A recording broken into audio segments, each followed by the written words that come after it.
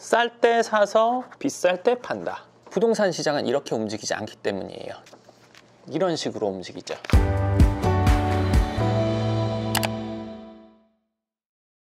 반갑습니다. 연금형 부동산 연구소 황 소장입니다. 오늘은 2022년 강남 빌딩 전망을 해보려고 합니다. 제가 오늘 집에서 여러 내년 부동산 시장에 대한 전망들을 보다가 이 얘기는 꼭 해줘야겠다 생각을 해서 오늘 12월 25일 크리스마스 저녁 오후 5시인데요. 이 얘기는 꼭 해야겠다, 한번 얘기를 하면 좋을 것 같다 싶은 생각이 들어서 나와서 이야기하게 됐습니다. 네, 일단 첫 번째, 우리가 부동산 시장의 전망을 알려고 하는 거는 점을 보는 것과 어떻게 보면 비슷한 심정이잖아요, 사람이. 그러니까 내가 앞으로 이런 좋은 일이 있을 것 같아, 내지는 안 좋은 일이 있을 것 같아. 안 좋은 일이 있을 것 같으면 대비를 하고, 좋은 일이 있을 것 같으면 미리부터 기분 좋고 이런 거잖아요. 그리고 부자 될 거라고 얘기를 들으면 일단은 그 기분에 이제 살면서 즐겁게 살면서 뭔가 희망을 갖기도 하고, 그런 것처럼 부동산 전망도 좀 그런 역할이지 않나 싶은 생각을 해요. 그러니까 내가 부동산을 갖고 있느냐 내지는 갖고 있지 않느냐에 따라서 전망을 듣는 게 좀 입장이 완전히 다른데, 내가 부동산이 없을 때는 내년 시장이 좋다고 하면 올해 빨리 사봐야겠다. 근데 올해 지금 이제 거의 다 끝나서 올해 며칠 사이에 사기는 쉽지 않죠. 그리고 내가 부동산을 갖고 있을 때 내년 전망이 좋다고 하면 기분이 좋은 거죠. 그리고 부동산이 없을 때 내년 시장이 안 좋다고 하면 기다렸다 내년에 사야겠다, 내후년에 사야겠다 이러고, 부동산을 갖고 있는데 안 좋다고 하면 이거 팔아야 되나 이런 생각을 하게 된단 말이에요. 네, 어찌됐건 오늘은 강남 빌딩 시장에 대해서 얘기를 하는데, 강남 빌딩 시장은 지난 IMF 이후부터는 하락이 된 적이 없단 말이에요. 그러니까 한번 이렇게 상승이 되면 이렇게 떨어지거나 하지 않고, 한번 상승이 되면 적어도 유지, 보합에서 점진적인 상승을 하다가 이렇게 또 올라가다가 이걸 반복해 왔단 말이에요. 근데 집값은 올라갔다 내려갔다 왔다 갔다 하기도 했지만 전체적으로 보면 우상향이 됐었어요. 그런데 내년에가 강남 빌딩 시장이 어떻게 될지는 사실은 모르는 거잖아요. 갑자기 우리나라에 난리가 나서, 아니면 대선이 어떻게 돼가지고 진짜 완전 잘못될 수도 있고, 완전 올라갈 수도 있고, 아니면 그냥 유지보합될 수도 있고 한데, 그 전망을 정확히 맞추기란 사실은 쉽지 않잖아요. 근데 제가 이 얘기를, 오늘 전망을 왜 얘기를 하냐면, 그게 안 좋아진다고 얘기를 하던, 아니면 유지를 한다고 하던, 아니면 상승을 한다고 하던 상관없이 우리가 득이 되려면 어떻게 그것을 받아들이냐에 대해서 이야기를 하려고 해요. 내년에 안 좋아진다고 해요. 그래도 득이 되는 방법, 유지된다고 해도 득이 되는 방법, 그래도 상승이 된다고 해도 득이 되는 방법을 알고 우리가 그걸 실행했을 때 나에게 도움이 되는 거지, 그게 아니라 그냥 알고만 있을 거면은 아무 소용이 없는 거잖아요. 예를 들어서 대부분의 이 영상을 보시는 많은 분들이 수능을 보셨을 거 아니에요. 수능을 보면 지금 2021년 12월 25일인데 내년 수능이 어렵다 예측했어요, 누군가. 아니면 쉽다 예측했어요. 근데 내년에 보니까 진짜 어떤 사람 말대로 쉬웠어요, 아니면 어떤 사람 말대로 어려웠어요. 그러면 그 예측을 들은 나는 어떤 도움이 되나요? 어려울 걸 알고 있었으면 수능을 봤을 때 성적이 좋아지나요? 나빠지나요? 쉬울 걸 알고 있었으면 내 수능 성적이 좋아지나요? 등수가 올라가나요? 안다고 해서 변화되는 건 아무것도 없죠. 그게 어렵다고 하던 쉽다고 하던 그거와 상관없이 나는 오늘 외워야 되는 영어 단어 외워야 돼요. 나는 오늘 풀어야 되는 삼각함수 풀어야 되고, 나는 오늘 읽어야 되는 지문 읽고 독해해야 되는 거예요. 이것이 내가 수능 시험을 잘 보게 해주는 실력을 쌓게 해주는 거지, 어렵든 쉽든 그거는 내 성적을 좌우하는 기준은 아니라는 거예요. 물론 내가 실수하거나 그러면 못 볼 수도 있고, 찍은 게 많이 맞았으면 성적이 올라갈 수도 있는데, 그걸 기대하고 우리가 공부를 할 수는 없는 거잖아요. 그거와 상관없이 내 실력을 높이는 것이 수능을 잘 보는 것이듯이, 내년 부동산 시장, 강남 빌딩 시장이 좋아지던 나빠지던 그거와 상관없이 내가 부동산을 보는 안목을 키우는 게 나에겐 제일 중요하고 득이 되죠. 안 좋은 시장에도 좋은 물건이 나오기도 하고, 좋은 시장에서도 안 좋은 물건이 나오기도 해요. 마찬가지로 안 좋은 시장에서도 좋은 걸 차단해서 사는 사람이 있고, 좋은 시장에서도 엉뚱한 물건을 사서 고생하는 사람들도 많아요. 그러니까 뭐 늘 그런 어떤 이슈가 되는 지역이 있잖아요. 평창 동계올림픽 할 때는 평창의 그 수혜를 받는 지역 이외에 그냥 평창에 들어가기만 하는 엉뚱한 거 사가지고 곤란함 겪는 분들이 있잖아요. 그 왜 그런 일이 있어요? 그 지역이 잘 된다고 하니까 기획부동산 전화 받고 가서 보거나 아니면 아는 사람 소개받고 가서 엉뚱한 거 사서 내지는 내가 본 집원이랑 산 거랑 또 다른 경우도 있고, 예를 들어서 뭐 활용할 수 없는 땅을 사는 내지는 수혜를 전혀 받지 못하는 데를 사는 경우도 많단 말이에요. 그러니까 좋은 시점이라고 해도 엉뚱한 결정하기도 하고 안 좋은 시장이라고 해도 좋은 결정을 하는 경우도 있어요.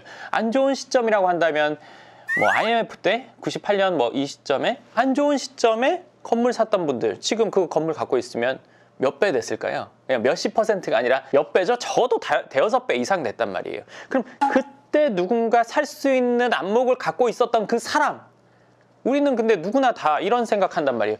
야, 그때 나도 그거 살 걸. 그때 나도 그거 할 걸. 그때 본인은 돈이 있었어도 선택할 수 있는 안목이 없었던 거죠. 결단력이 없었던 것이 아니라 결단할 수 있는 근거 자료가 안목이 없었던 거예요. 나한테 기준이 없었던 거죠. 계속 시장을 주시하고 있던 사람은 이거는 진짜 사야 돼.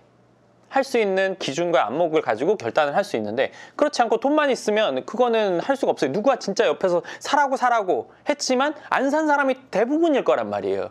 그런 안 좋은 시장에서도 선택할 수 있는 안목, 좋은 시장에서도 엉뚱한 짓을 하지 않을 안목을 갖고 있는 게 본인에게는 제일 도움이 되는 거지, 시장이 좋고 나쁘고에 따라서 내가 득이 되고 손해가 되지는 않는다는 얘기예요. 수능이 쉽다고 하면 모두가 시험을 잘 보겠지만 평균 점수가 높아지겠죠. 그렇지만 그러더라도 늘 상위권에 있는 사람은 만점을 받아서 아예 그냥 뭐 제일 좋은 점수를 맞게 되는 거잖아요. 그거나 마찬가지라고 보시면 돼요. 그러니까 내년 전망에 연연하기보다는 내가 부동산을 보는 안목을 키우기 위해서는 어떤 것들을 해야 되냐. 강남 빌딩을 적어도 수십 수백 개를 보면서 적어도 기준을 가지고 요 정도는 일반적인 수준인데 요거보다 낮게 나왔으면 이건 해야겠다. 내지는 요 수준보다 높게 나온 거 이건 가보지도 말아야겠다. 그렇지만 처음에 수십 수백 개를 볼 때는 다 직접 가서 보면서 따져보고 해야 된단 말이에요. 물론 그것을 뭐 내가 3년 동안 해야지, 뭐 2년 동안 해야지 이렇게 길게 하면 사실은 실력을 높이기는 어려워요. 뭔가 실력을 높일 때는 짧은 기간에 함축적으로 집중적으로 해서 그 실력을 높이는 게 훨씬 더 득이 된다는 거. 그러니까 전망에 연연하기보다는 내가 부동산을 보는 안목을 키우는 거에 대해서 훨씬 더 중요도를 갖고 생각하셔야 된다는 게 일단 첫 번째 내년 전망 이야기에서 하고 싶었던 부분이고요. 그리고 한 가지 더 얘기해 드린다면, 부동산으로 돈을 번다는 거는 쌀 때 사서 비쌀 때 판다는 거잖아요. 그렇죠? 쌀 때 사서 비쌀 때 판다. 자, 보세요.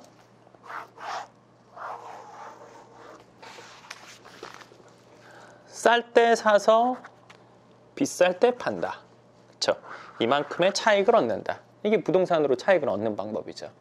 그러면 내년에 부동산 가격이 낮아지면 그때 사야겠다. 근데 부동산 가격이 막 떨어지면 살 수 있는 강단 내지는 근거, 기준을 갖고 있는 사람 매우 드물어요. 근데 떨어지면 사서 올라갈 때 팔아야겠다, 무릎에 사서 어깨에 팔아야 된다, 뭐 이런 얘기 하지만 그렇게 할 수 있는 사람 극히 드물죠. 근데 이런 생각 누구나 다 갖고 있어요. 근데 왜 이렇게 하지 못할까요? 그거는 부동산 시장은 이렇게 움직이지 않기 때문이에요. 적어도 강남 빌딩 시장은 이렇게 움직이지 않아요.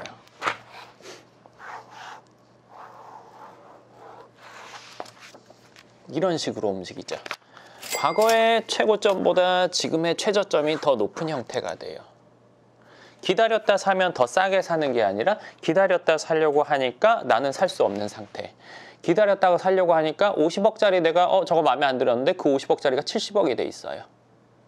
그러면 기다리니까 오히려 더 손해를 보는 상황이 됐단 말이에요. 부동산은 쌀 때 사서 비싸게 팔아서 득을 보는 게 맞는데, 사는 시점만 사람들이 생각하다 보니까 이런 일이 벌어지는 거예요. 나는 쌀 때 사야지, 쌀 때 사야지. 올해보다 내년이 싸지 않을까? 내년보다 내후년이 싸지 않을까? 내후년보다 내후후년이 싸지 않을까? 더 가격이 떨어지지 않을까? 폭락하지 않을까? 그때 사야지. 사는 거에만 포커스를 맞추기 때문에 지금 그런 상황이 벌어지거든요. 부동산을 득이 되게 하는 시점은 매각 시점이에요. 사는 시점이 아니라 매각하는 시점이죠. 지난 30년 강남 빌딩 시장의 가격이 떨어졌을 때는 IMF 때였단 말이에요. 그럼 그때 산 사람들 손해봤을까요? 그때 사서 지금 갖고 있다면 엄청 득을 받겠죠. 아까 말씀드린 것처럼. 마찬가지로 내가 어느 시점에 샀냐도 중요하지만 어느 시점에 파냐가 사실은 훨씬 더 중요하단 말이에요. 92년에 사가지고 IMF 때 팔았다. 예를 들어서 뭐 90 몇 년도에 사서 아니면 80 몇 년도에 사서 그 IMF에 팔았다. 그분들이 손해를 봤겠죠. 그 시점에 그날 팔았다면. 근데 난 92년에 샀는데 지금까지 갖고 있어. 손해 봤을까요? 그렇지 않단 말이에요. 그분도 엄청난 득을 봤을 거예요. 내가 건물을 산다는 거는 주식처럼 이렇게 박스권에서 움직이는 가격에 뭔가를 사는 게 아니라 우상향하는 것을 사기 때문에 적어도 엉뚱한 거나 잘못된 거나 실수하는 정도의 거래가 아닌 적어도 B급, A급 정도의 건물을 샀다면 내가 장기적으로 갖고 있으면 대부분 득이 돼요. 그러니까 많은 경우에 득이 되죠. 특히나 뭐 서울 강남에 있는 건물, 지난 수십 년 동안 강남에 있는 건물을 사서 손해를 본 분 주위에 혹시 있으신가요? 극히 드물 거예요. 완전히 뭐 사기를 당하지 않는 이상 10년 전보다 떨어진 강남 건물은 존재치 않아요. 그게 다세대가 됐건 다가구가 됐건 근생이 됐건 대형 건물이 됐건 뭐 건물이 문제 있어가지고 무너지지 않는 이상, 그리고 무너진 테라노에 있는 대종 빌딩 같은 경우도 뭐 10년 전 가격이랑 지금 비교할 수 없죠. 지금 예를 들어 안전진단 해가지고 그 문제가 생겨서 다 내보낸 상태이지만 그러더라도 지금 땅값이랑 과거의 건물값이랑 땅값 합친 것보다 지금이 더 비싸단 말이에요.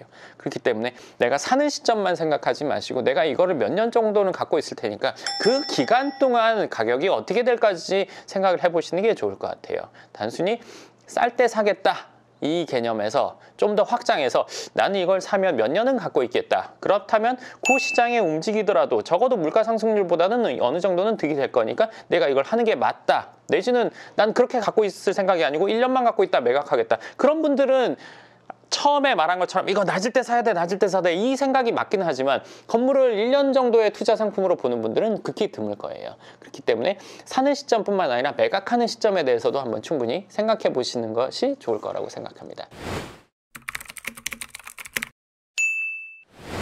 네, 2022년 강남 빌딩 시장에 대해서 전망 한번 얘기를 해봤는데요. 두 가지, 그러니까 전망보다는 내 안목을 기르는 것이 더 중요하다는 것. 두 번째, 사는 시점뿐만 아니라 매각하는 시점에 대한 생각도 해보시는 것이 훨씬 더 도움이 될 것이라는 것. 이 두 가지 오늘 이야기해드리고 싶었고요. 그리고 강남 빌딩에 대해서 좀 더 폭넓게 알고 싶다 하시는 분들은 저희 채널에 재생 목록 보시면 강남 꼬마 빌딩 목록이 있으시니까 그거 한번 보시면 좋을 것 같고, 부동산 재테크 목록도 있거든요. 그러니까 그것들 보시면 일단 기본적인 개념, 나가기 전에 실제 매물을 보기 전에 우리가 알아야 되는 것들에 대해서는 어느 정도 알게 되실 수 있습니다.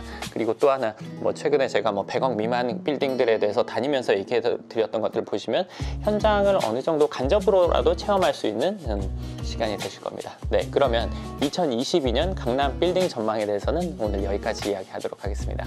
네, 감사합니다.